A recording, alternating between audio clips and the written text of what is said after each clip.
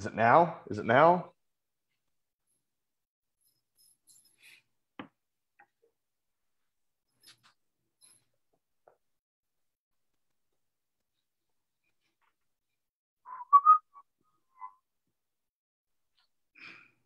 I think it's now. At least it's up on the screen, and that is all that matters. Hey, happy Monday, everybody. It's good to see you.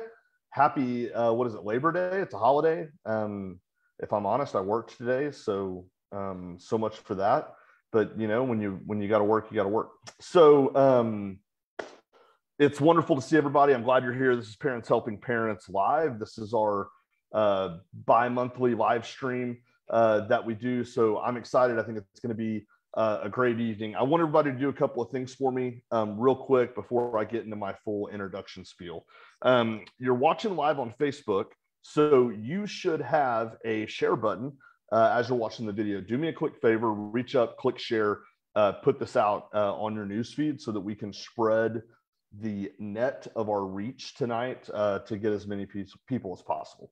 So if you're not familiar with Parents Helping Parents, you have stumbled onto a treasure here.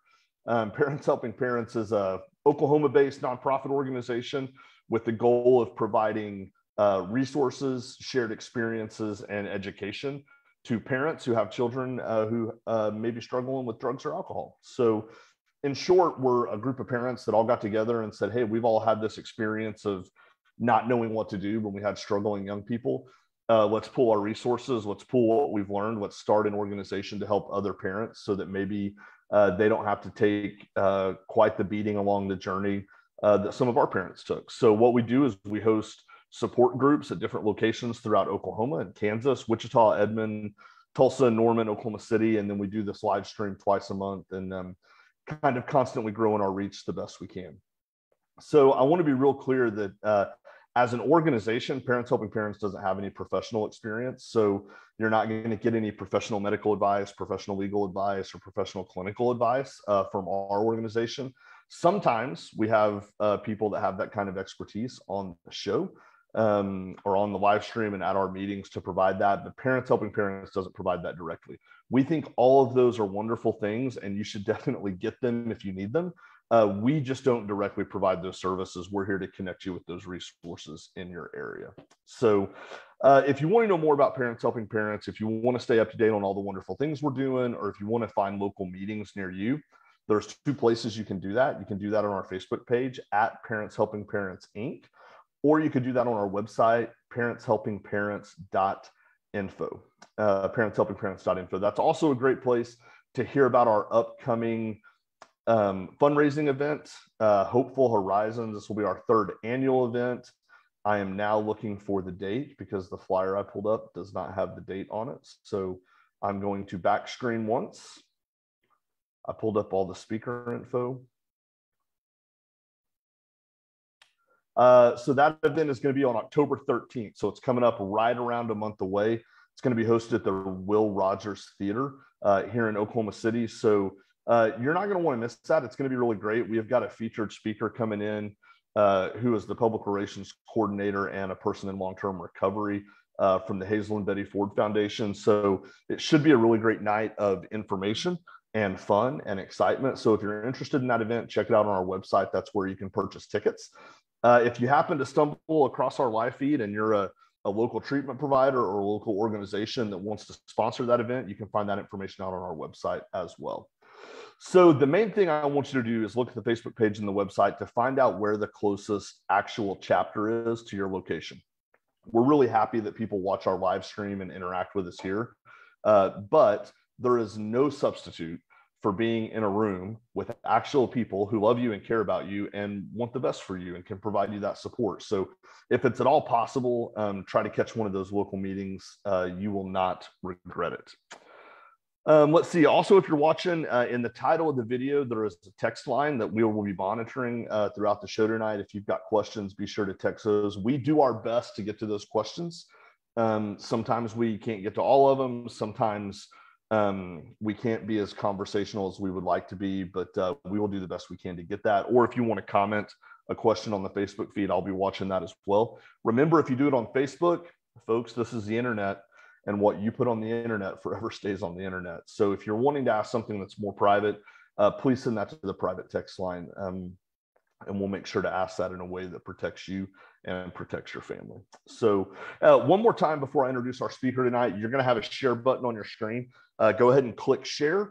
The reason that's important, people are often asking me, Derek, what can I do for your small business? Or Derek, how can we support Parents Helping Parents as an organization? And I always tell them that the easiest and really one of the most effective ways to help people's businesses and organizations is just to share their content when you see it on social media. It's free. It doesn't take long. It takes like 5 seconds to share. And what happens when you share this video is this video automatically, all of your friends have access to watch this now. They might have not even known it was there. And I promise you, even if you only have, I want to say only, I was about to offend somebody, whether you have 200 Facebook friends or 2,000 Facebook friends, I almost guarantee you that somebody on your friends list needs to hear the message that we've got tonight. Or know somebody that does. And so like the share button, like for something like this could actually save somebody's life. It could be really impactful. So go ahead and do that. And I am really excited about tonight. I'm looking forward to hearing from my buddy, Drew. I'm really glad he was able to join us. Drew, I'm going to let you introduce yourself and do your thing. And I will kind of step into the background until it's discussion and Q&A time. So thanks for being here. You have got the floor, brother. Hey, thanks, Derek, and thanks for asking me to come and share and take a little bit of time tonight.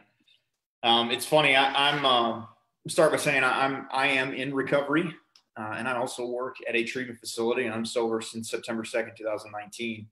And I'm truly grateful for that time. And I'm going to get into my story a little bit and talk a little bit more. And some of my story is going to apply into the experiences that it takes to help our loved ones find help and get the help that'll save their lives. But something that I'm frequently reminded of through mentors and friends in recovery, as well as family members, that one of the fueling things that drove my pride and ego, or that fueled my substance abuse problems, was pride and ego. So Derek, if you saw me pop up on the live feed there, it's my pride and ego saying, sweet, I can watch myself and share at the same time, because I do love the sound of my own voice. But no, really, I was getting on there and sharing it to some folks and trying to get some folks in here. I'm grateful, Derek and I, we were talking just a few minutes before this deal got started. And I truly am grateful to be here and to share tonight, because I have seen the effects of substance abuse, alcoholism, and addiction, both through my own experience, through watching loved ones struggle with this substance use disorder and this disease, and through the folks I work with every single day in my capacity and responsibilities as the admissions and marketing director at a treatment facility. So I see firsthand, kind of on ground zero, what this deal does to individuals and to families. And I'll start off by sharing my story a little bit, because I don't think my story is particularly unique in that I first started down the path of substance abuse, started to feel the effects of substance use disorder at 13 years old. So I took my first drink of alcohol. And I remember I was, my home growing up was pretty abusive, mostly emotionally, and then got pretty physically abusive there and going into my teen years. And I really struggled. I struggled with fitting in. I didn't have like one group of friends. I constantly was bouncing around. We moved around a lot. And through my childhood experience was a brewing storm, building this storm for a prime candidate for someone that would struggle with substance use. And then at 13 years old, I was with a friend. We were hanging out in his basement, and it was Thanksgiving. And I still to this day have no idea why I was hanging out with friends on Thanksgiving. But he had stolen a bottle of wine from his parents, and we were in the basement, passed it around.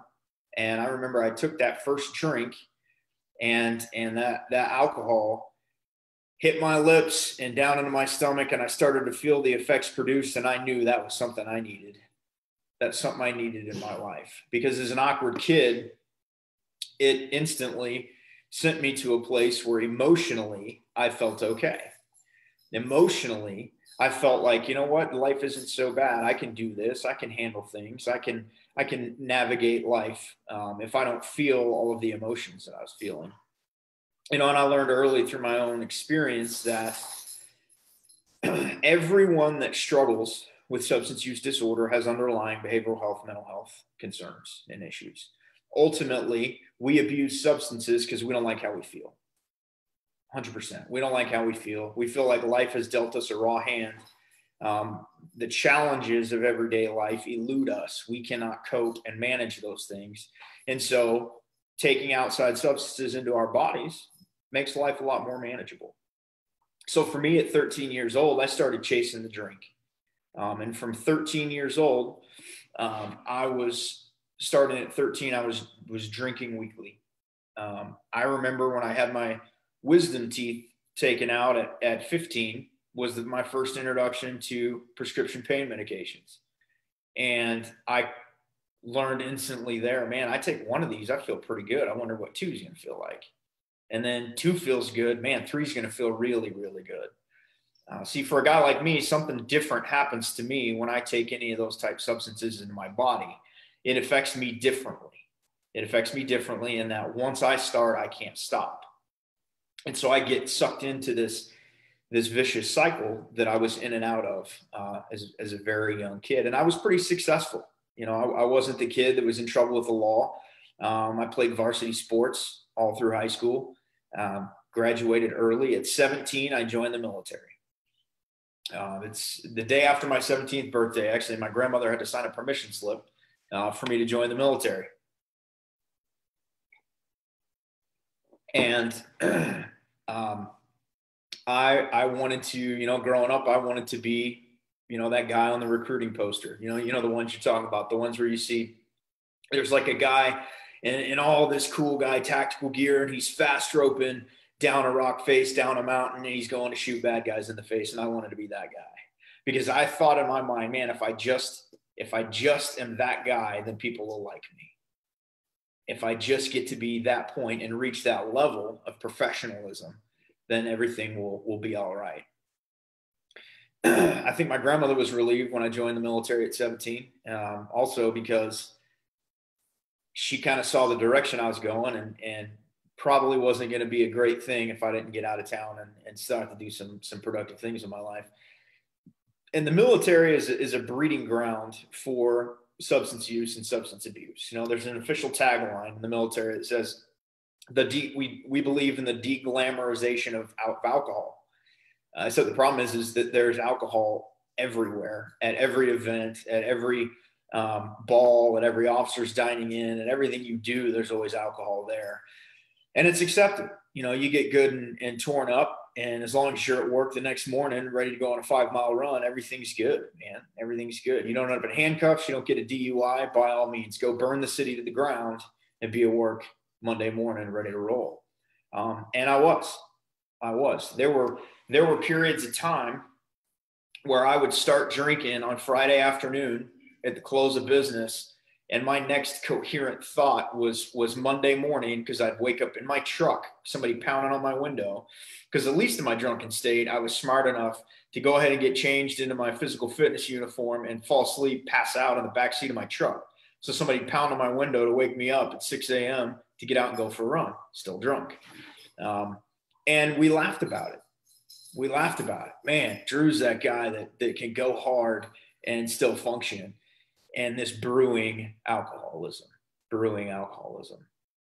It was my serious fits of drinking were broken up at times with deployments.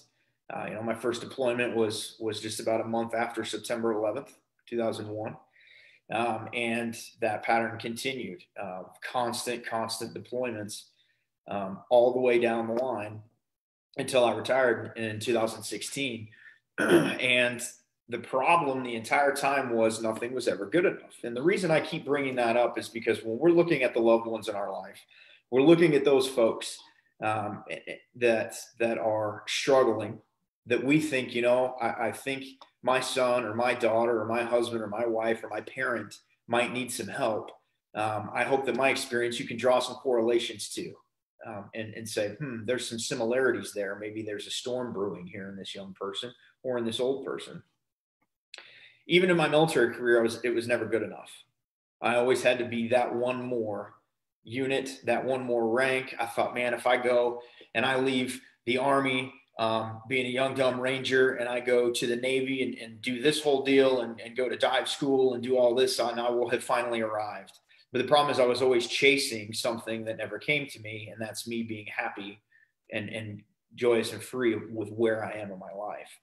And so when I would get these feelings of frustration and despair and constantly discontented, I would drink more.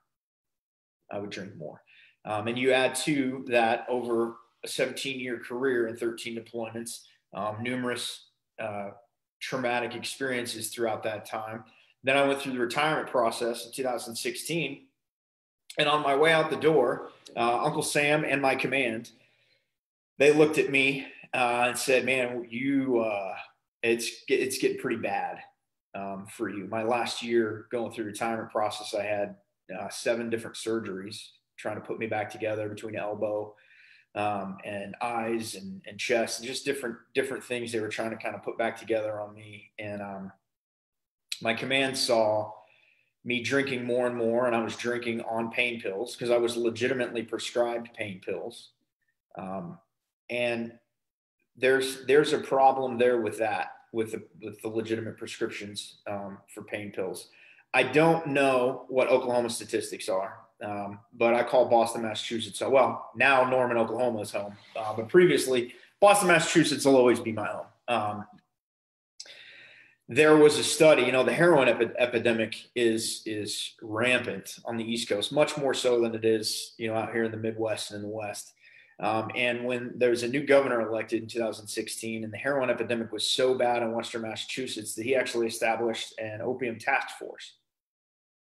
And after 18 months of research, they found that greater than 85% of folks that were on the streets using heroin, IV heroin users that are over 18 years old, more than 85% started with a legitimate prescription of narcotic pain medications from an emergency room.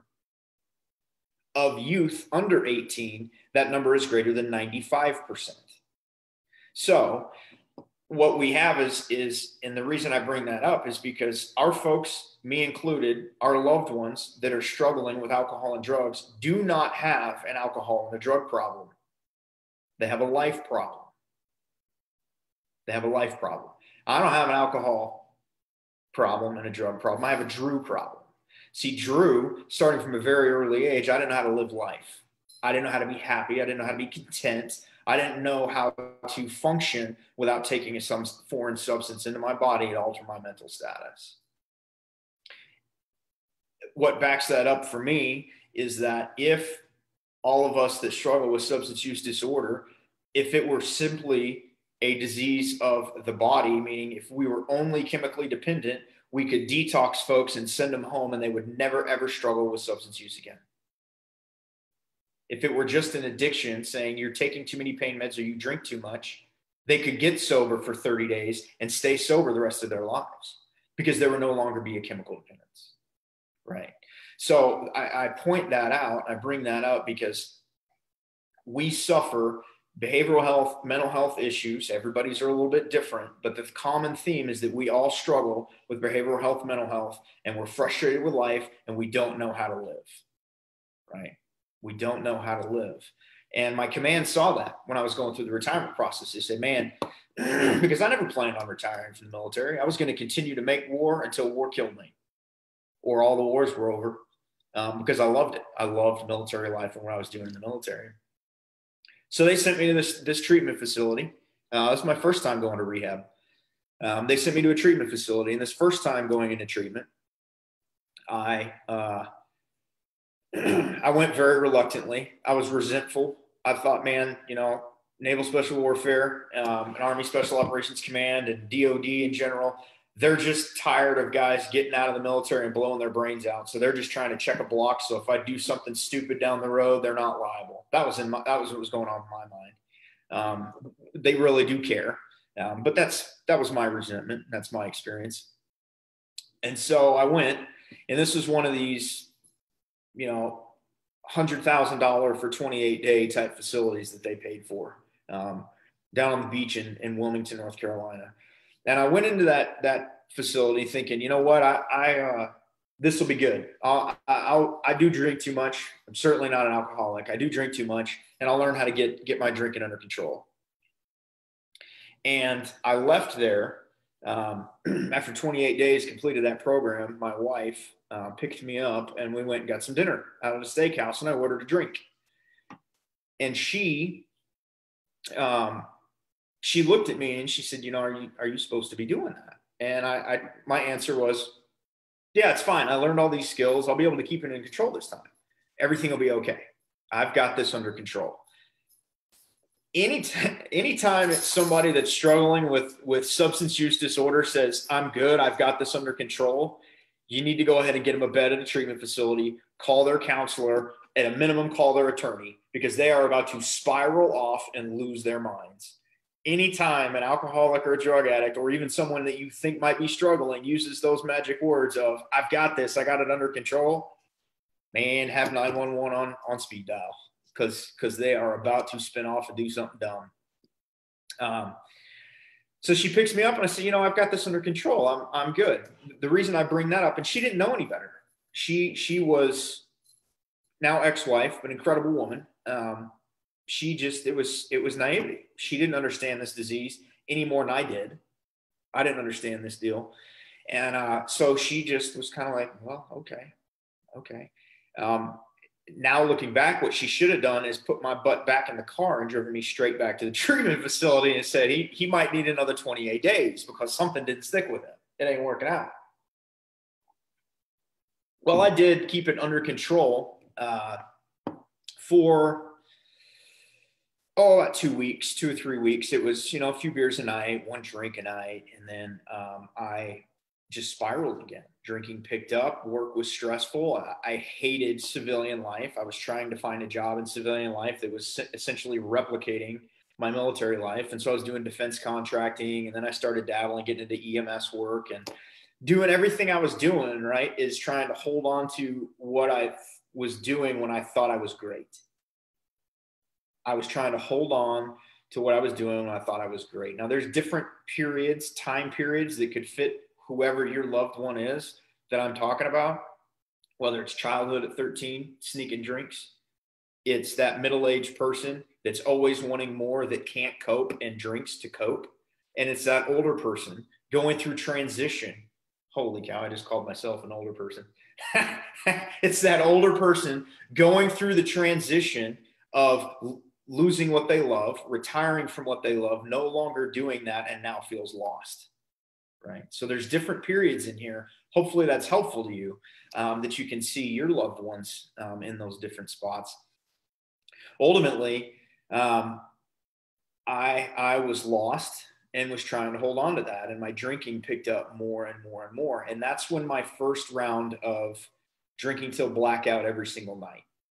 So I went from liking the effects produced as a child to a hard drinker, blackout drinker on weekends, to blackout drinker every single night later in life. And I was really starting to struggle with my PTSD at this time. I wasn't addressing it the way I should have. I was not taking advantage of benefits that were there for me to really get balanced out and get on the right track. And I still thought I didn't have a problem. I tried every trick in the book, and maybe a loved one that's done this. I said, well, I'll only drink beer, and I won't start drinking beer until 5 p.m. Well, that didn't work, because then the first day I get home early at 2:30 or 3, I'm whatever. It's almost 5. It's 5 o'clock somewhere, right? Then that didn't work, so I shifted to, I won't drink at home. I'll only drink when we go out. But then my drinking was so extreme when we went out that you couldn't take me anywhere. My wife was embarrassed to go anywhere with me. Then I switched to, well, I won't drink beer anymore because that does weird things to me. I start justifying and saying certain alcohols do certain things to me. No, my mind state and where I am and what I'm going through is what does certain things to me. Alcohol loosens up and clouds my judgment, lowers my inhibitions so that I say and do stupid things. And so I would switch from beer to liquor. I would switch from liquor to wine only. I would switch and say, I won't drink till after 5. Then it was, I won't drink till afternoon. Then it was, well, I won't get up and pour a drink first thing in the morning. And then it was, man, I'm waking up every hour throughout the night because the alcohol and sugar wears off and I have to take another drink. Right?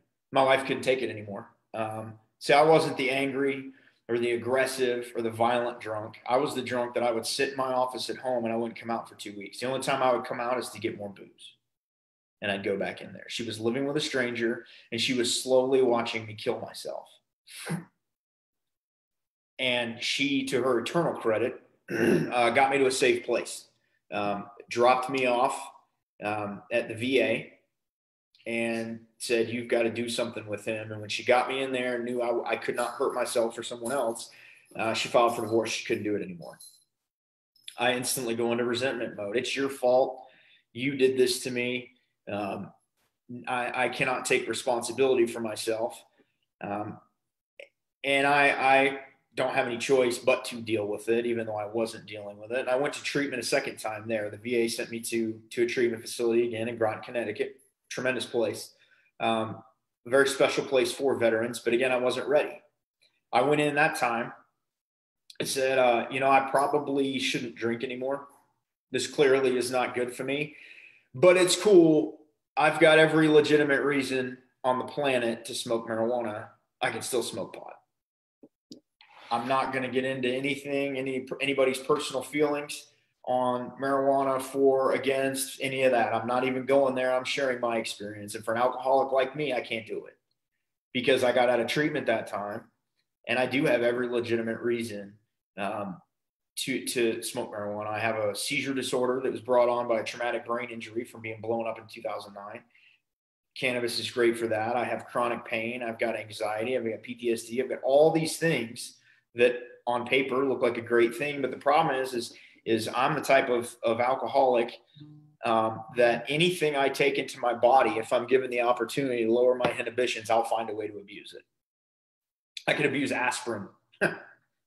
That's just the type of alcoholic that I am. Notice too that this deal gets progressively worse. Right? I didn't start out that blackout drinker, that drinking all night. It started out for me as that occasional, and it steadily got worse. So don't think just because your loved one hasn't lost jobs and burned everything to the ground that they don't have a problem. They very well might. They very, very well might. We might be able to avoid some of the heartache down the road, some of the train wreck that becomes our lives if we identify these deals early. So I got out of that treatment facility and I didn't drink alcohol for almost 3 months, 3-4 months, somewhere in there. And then it was St. Patrick's Day in Boston, Massachusetts, an Irish kid on the roof of his friend's condo watching the St. Patty's Day parade. And somebody passed me a drink and I said no the first time. And they said, come on, it's St. Patty's. And I thought, maybe I don't really have a problem. I've been sober 3 or 4 months. Obviously, I'm good. Those people at treatment, man, they were talking to somebody else, not me. It's my previous times in treatment. I used to look at the drug addicts and think, man, you losers. Complete, total losers, dude. Man, I'll never be like them. All the great things I've done for God and country, this deal doesn't happen to guys like me. I just drink too hard. I'm going to learn to get control of this thing. Well, within a couple of weeks of that first drink, I was drinking around the clock. I was drinking around the clock. I would have to wake up every hour or so and drink again because the sugar and the alcohol had worn off and it would wake me back up. And it escalated to I was drinking toward the end there. I was drinking 3 liters of Jameson a day, drinking around the clock. And then I was over at a friend's house who he and I used to we were weed connoisseurs together, for lack of a better term, because it doesn't hurt anything. Not a guy like me, right? And he said something to me one day. He said, man, you're pretty sleepy. Are you good?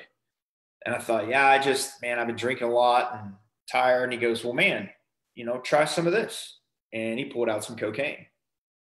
And I had done cocaine once or twice in my life, crazy parties and just being a knucklehead previously, but I'd never been a coke addict. And that first experience with cocaine in full-blown addict mentality, I mean, I was off to the races. And almost instantly, I had a $200 a day cocaine habit. So I'm drinking 3 liters of Jameson and $200 of cocaine. And on top of that, I call myself a garbage can junkie, because if I'm over at your house, Derek, if I'm over at your house and we're drinking, just as an example, and you've got other drugs there, man, I'm not ungrateful. I'm going to do your drugs too. Right. So I could walk into a room, and even though I'm not big on smoking pain pills or snorting an Adderall or any of these other drugs, I'm not big on that. But hell, if I'm over at your house, let's do them, man. Let's do them, because I don't like how I feel.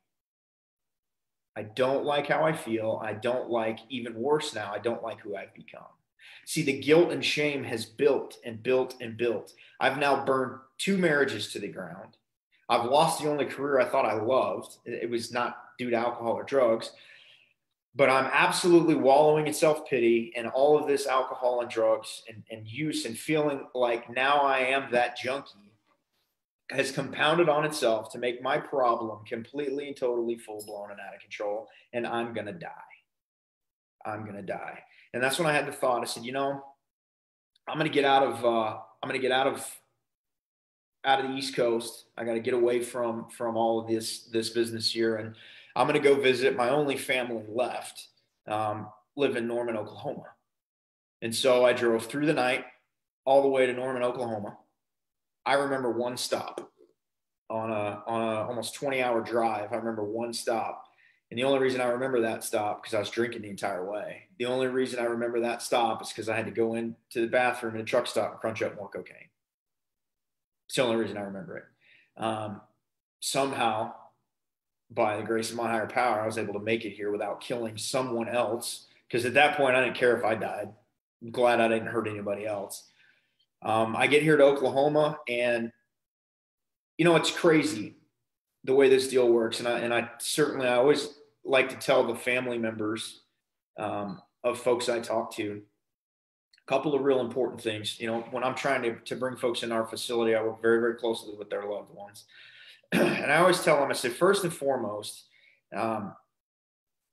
alcoholics and drug addicts, those of us struggling with substance use disorder, we are absolutely accountable for our actions. We are. We don't get free passes because we're drinking and doing too many drugs. It's not the way this deal works. Also, it's very, very helpful to getting and facilitating a pathway and getting someone into treatment if we remember the fact that they're in incredible pain and no one is suffering more than they are. Being an alcoholic and a drug addict is not fun. It may have been fun years ago, months ago, depending on how far advanced they are. It might start it off as fun, and it quickly becomes a full-time job. It becomes a career. And then dishonesty and lying and cheating and stealing and all these things start to take place. Things that there's no way we would ever do before. Right? But now we're so entrenched in this deal, and I've got to do this because I'm too far gone. I'm hopeless. All right. So I say that we are still accountable for our actions. There'll be restitution. There'll be time for restitution and all that at some point. But I say that to caution family members that when we're talking to our loved one who is struggling with substance use disorder, it's helpful to them to avoid emotional appeal, right? When we're going to work to get someone into treatment and help them accept and recognize the fact that they have a problem, we want to stay away from things like, you're raised better than this. You have so much to live for. Don't you want to be a good dad? Don't you want to be a good mom? Your spouse needs you. You're taught better than these things. We want to avoid all those emotional things, because what happens is you take someone who is struggling with substance use disorder and has all this guilt and shame piled up on themselves, and then you throw that at them. They put up a wall and they go out to get their fix, whatever that fix is. And it compounds the problem. And our enablers, our family members, when they use this emotional appeal, are very well intentioned. They're very loving, and they mean very much. They mean well. But the deal is we have to think, when we're going to help that alcoholic and drug addict, we have to try to put ourselves in their shoes, as far as we have to understand that kind of thing is not going to work. In my experience, number one thing that works is you put the information on the table, say, hey, I think you've got a problem, and if you don't stop, you're going to die. You're going to die. And I hope you reach out for some help. I'm here when you need me, but I'm not going to tolerate certain behaviors under my roof, in my home, in my relationship. I'm not going to tolerate certain things. Here's the information. Here's folks that can help you. Please call one of them. Until then, I'm not dealing with this anymore. You're not going to do this anymore. It puts it very matter of fact, because things are very black and white, because those are the facts of this deal. Alcoholics and drug addicts, it is a terminal disease.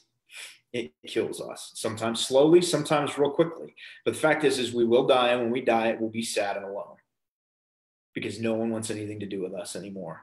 When I blew town from the East Coast and drove across the country, drunk and high, my biggest problem was I followed myself here.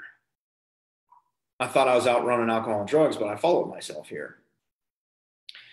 And we do have lucid moments clarity. We do have at times in the midst of our alcoholism and our addictions, we do have those moments where, and I remember having one of those. I was sitting with my cousin, and I said, I'm going to die. I'm going to die if I don't figure this out. And I remember I was talking in the beginning about pride and ego fueling my disease. Even in that moment of me recognizing I'm going to die, my next thought is, there's no cool way to tell that story. So even at my rock bottom, I'm still fueled by pride and ego. Still fueled by pride and ego.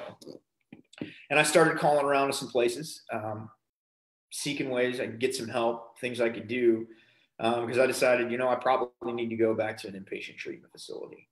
And I did. I called a number of different places, and on a Saturday afternoon, the facility I now work for answered the phone 2 years ago. They answered the phone, and they got me the help I needed. And for that, I'm forever grateful, because when I came in here, I had enough, and I was willing to do whatever it takes. When my rock bottom, when I got to a point where I was more sick and tired of being sick and tired than I was fearful of what I was going to have to change. I'd gotten so sick and tired of literally being sick and tired that I just was done. I threw up my hands and said, whatever I have to do to get this deal right, I'll do whatever you guys want me to do. I'm done. I can't do this anymore. And I entered a treatment facility. It's a 90-day program, the one I work at now.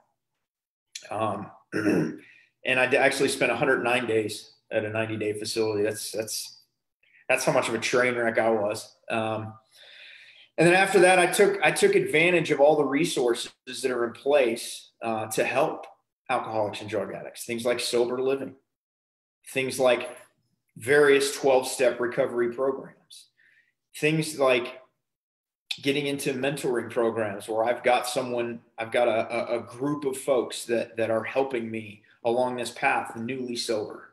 I stuck with the clinical side of things this time to continue to get therapy and work on myself throughout this path. There's a whole bunch of different things that are in place that have to work in concert together to help an alcoholic and a drug addict reach that recovered status or live a happy, healthy life. And the first one of those is surrender. And the way we help our family member get to that point is through tough love. Unfortunately, there's no fancy clinical, huge $5-10 word to describe that other than tough love. And that's just the way it is. It's the facts of this deal that enablers, those closest to us, although well-intentioned, will kill alcoholics and drug addicts. They will. I see it every day. Thankfully, there's facilities and there's organizations out there that are out there to help. I know helping parents keeps a list of resources and things they can do to help. I work, time for a shameless plug, but it's not just for my facility. It's for treatment in general, helping folks get help. I'm the admissions and marketing director for Country Road Recovery Center out in Tecumseh, Oklahoma. We're that same 90-day program, the same facility I went to. Matter of fact, when they called me and asked me to come out and interview a year ago, I remember I asked my director, I said, Julie, you literally know all of my crazy. Like, what? You're calling me and asking me to interview this. Okay, I'll certainly come out, and I've loved it. Is the opportunity to help that next still struggling alcoholic and drug addict. So we're the type of facility, and I'm the type of person that whether your loved one or you, if you're struggling with things listening, whether you're going to come to my facility or not, I'll wear myself out and exhaust myself helping you get the help you need. We'll talk through these steps. We'll talk through tough conversations you're going to have with your loved one, with family, with friends. We'll talk through all those things. We'll help get insurance and financials in place to bring your loved one in for treatment. We're a smaller facility. We're a 24-bed facility out on a 135-acre ranch. We use pretty wide-ranging modalities of treatment to help get a person from, that hopeless drug addict and alcoholic to that recovered place. We use smaller groups of 4 to 6 where we do like the cognitive behavioral therapies, dialectical behavioral therapies. We've got bigger groups of 10 to 12 where we do a lot of our family dynamics classes, substance abuse, introduction to 12-step programs, those type classes. They'll have multiple one-on-one counseling sessions with their assigned counselor every week. We do equine therapy, which is really good at helping work through anxiety and depression, all those deep-seated emotions that we don't even know that we feel anymore. We have an art therapist with over 20 years of experience that does meaningful art projects to help us get our feelings and emotions out on paper and in different ways. Ultimately, it's not one thing typically that will help someone struggling. My experience through 3 different rehabs and through working with folks getting into rehab every day is that it takes a number of different ways, all working in concert together to get a person a happy, healthy life. And then there's the discharge planning piece. We've got to get you to a sober living facility. We've got to get you plugged into your local recovery community so that you can continue to work this thing the rest of your life. The number one thing I can say to the loved ones of alcoholics and drug addicts is our disease, those of us suffering from substance use disorder, it is not a reflection of you. A child struggling with alcoholism or drug addiction does not mean parents are bad. A spouse dealing with substance use disorder, alcoholism or addiction does not mean that their significant other, their spouse, loved them or was a bad husband or wife. A child with parents struggling with substance use, same thing. It doesn't mean you're a bad parent of a bad adult child of parents because they're struggling with these. This is a sick person, not a bad person, right? And of course, no one likes to admit or recognize or accept the fact that their loved one is struggling. But I will say this, and I work with it and see it every single day. The sooner you accept it, the sooner they'll accept it. And the sooner you start reaching out and allow us, those of us with experience to do this thing, to start helping you have these conversations, get your loved one maneuvered to a point where they're willing to come in to start a pathway to a new life. It's so important. And we're standing here, we're willing to help. Let us do everything we can. Reach out. I'll post my information in the comments section. I know that we'll post the video. Derek will post the video after. I'll post my information. I'll be around here for questions, but if you take anything away from this, just please take away that your loved one is critically ill. They are not hopelessly bad. And thanks for asking me to share, Derek. Man, critically ill, not hopelessly bad. You answered my question that I ask of everybody, Drew, which is if you had one message in like 60 or 120 seconds to share with the family, what would it be? And I think that it couldn't have been said better, brother. So thank you for everything you shared. I mean, just nugget after nugget after nugget of great stuff and hopeful story from you. So that was my question. Chelsea Williams has been blowing up the Facebook feed. She had a question. If I feel like I'm going to get hate mail or something from her if I don't ask it. She wanted to know if you had any fears about sobriety. And if you did, what a couple of those might have been. Yeah, absolutely. I had two main ones. Thanks for the question, Chelsea. Fears getting sober. Man, I have this my number one fear. Well, I'll share my lesser fear first. Is my lesser fear was, man, I'm going to be boring. Like life's going to be boring, dull, and glum. Like everything I did was focused around alcohol and then drugs. Like all of my friends drank, and everything, everywhere you go, alcohol is such an accepted, encouraged thing. And so I really was fearful. I said, well, what kind of social life am I going to have now? Well, that question was answered is I'm going to have a social life in recovery. Because the recovery community, these folks that are working recovery programs out in regular world post treatment, man, we're wild, right? We're sober. We're not drinking, doing drugs anymore, but we still do really fun stuff. We still act crazy. We just don't end up in prison or jail or homeless over it anymore, which is kind of great. My other one, Chelsea, my other biggest fear is probably my number one fear is dying alone. Back to that sense of entitlement. It's never good enough. It's never enough. Being 38 years old and divorced twice and sober a little over 2 years now, I've got it in my mind, that sense of entitlement fueled by my pride and ego of what my life should look like right now. According to what my Facebook feed every day rubs in my face that my successful friends are living, right? Spouse, couple of kids my age are friends of mine, peers of mine through school at 38. They've got kids going to college now. That white picket fence, that house, couple of dogs, all these different things that I have in my sense of entitlement, and I don't have that right now. My life looks differently right now. And so it does sometimes. It fuels that fear of dying alone. And I remember I called a mentor of mine, and I just was really frustrated one day, really kind of worked up, and I said, "Hey man, I'm frustrated today. Like I can't put my finger on it." And he goes, "What are you afraid of?" And I was like, "Man, I'm not afraid of anything." The male bravado comes out, the former operator comes out. "I'm not scared of anything." And he said, "Yeah, okay. Well, you call me when you get honest and figure it out." And I said, wait, I think I got it. I said, I'm scared to die old and alone. And he starts laughing at me on the phone. He starts laughing at me. And I was like, this is not the response that I was hoping for. This is not helpful. And he told me, he said, if you die old and alone, because in recovery, I've found a higher power, a power greater than me that can do things for me that I can't do on my own.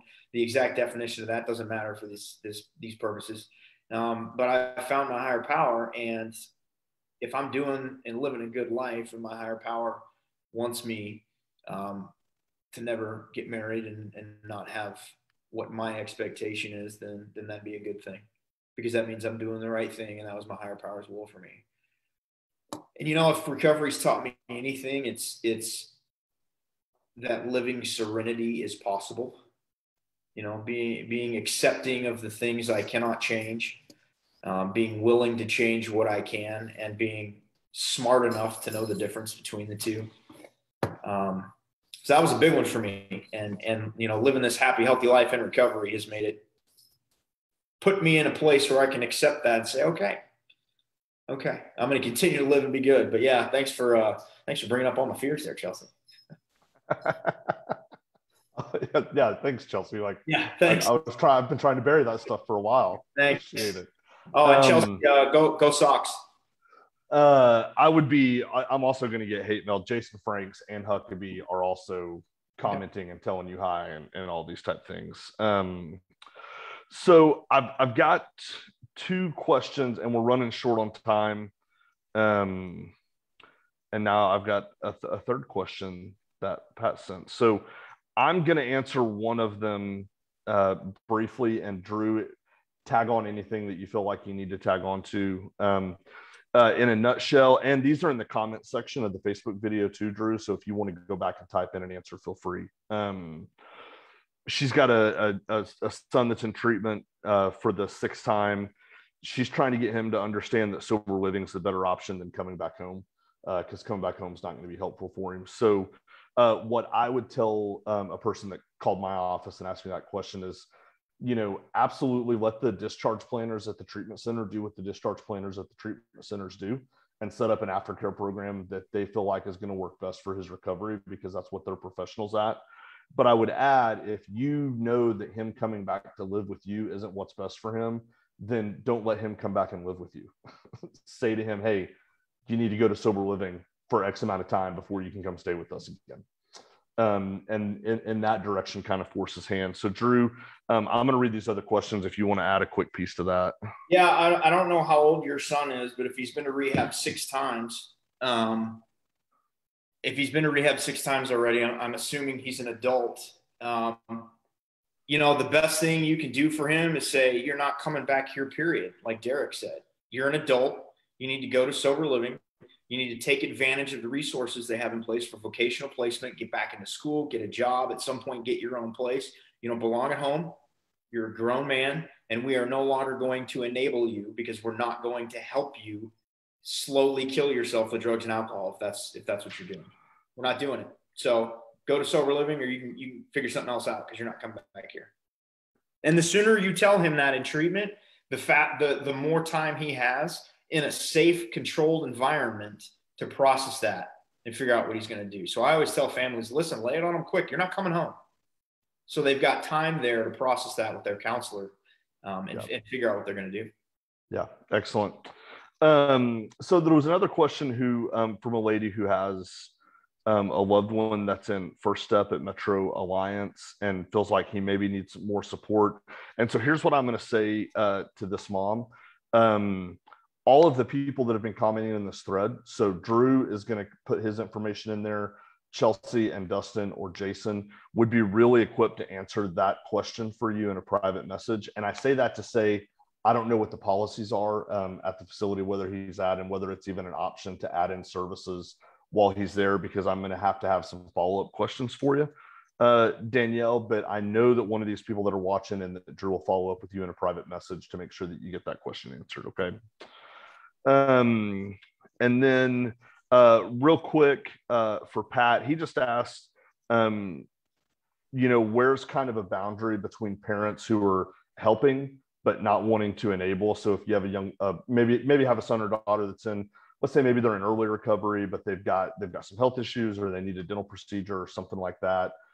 How far should parents extend help to a young person that's struggling, or maybe that's in early recovery, without crossing that line of enabling? It's a great question. And there's not one perfect answer for that, because everyone's situation is so very, very different. I always tell family members, don't do something for them that they can do on their own. Get a roof over their heads. They can do that on their own. Find a job. They can do that on their own. Make doctor's appointments. They can do that on their own. Get health insurance to pay their bills. There's so many grants and packages and marketplace stuff in place that they can get their own insurance, get their own medical things doing. Just stop it. Just stop doing everything for them. And that's always kind of the balance there. If they can do it on their own, don't do it for them. Emergencies happen. If you are going to help them, if there is going to be, some sort of help in place, if they come and ask you for a handout, our automatic answer should be no. No. You come back to me when you have a plan on what's going to happen here and how you're going to pay that back and all these different things. They need to earn that. They need to be accountable for that. If they need groceries, there's so many different things in place now. You can have groceries delivered to their house, so you're not giving them money, different things like that. But ultimately, they're going to figure it out, because when they were broke and nearly homeless, they figured out how to get their drugs. They figured out how to get alcohol. And you know what? They're going to figure out all these other things. And if they can do it themselves, stop helping them, stop enabling them. You're going to kill them. Yep. Drew, I've got a couple of things that I just want to tell you as we're wrapping up. One, thank you for your time tonight, for your vulnerability, for sharing your story, and just for being here. It seems like that there's been a ton of people watching and a ton of people that are taking away some really good information. So thank you for that. It's a holiday. You could have been at the lake. You could have been doing lots of other things, but you were here, and I appreciate that. Also, and I don't mean this just to be like that guy, but like, man, you've got a really long and successful storied career of deployments for our country. So thank you for what you did. Thank you for your service. But also on top of that, you're now serving people in our country in a totally different way and still saving lives by helping people get into treatment and by helping people find recovery. So thank you for like using your military career, but now your sobriety to make a difference. That's meaningful, and I appreciate that. Thank you. Yeah. So that's all we got, everybody. We'll be back again first and third Monday of every month right here live on Facebook. So Drew's going to comment his stuff in the thread. If anybody wants anything else from him, I'll put his personal cell number. You can call him 24/7. Please do. Oh, okay. He's going to take me up on it. I'm going to post it in there anyway. So definitely post it in there. All right, Drew. Hey, I appreciate it, man. Next time you're in town, hit me up. We'll grab coffee. It's all on me. Do. All right. Appreciate it, brother. Yep. Thanks.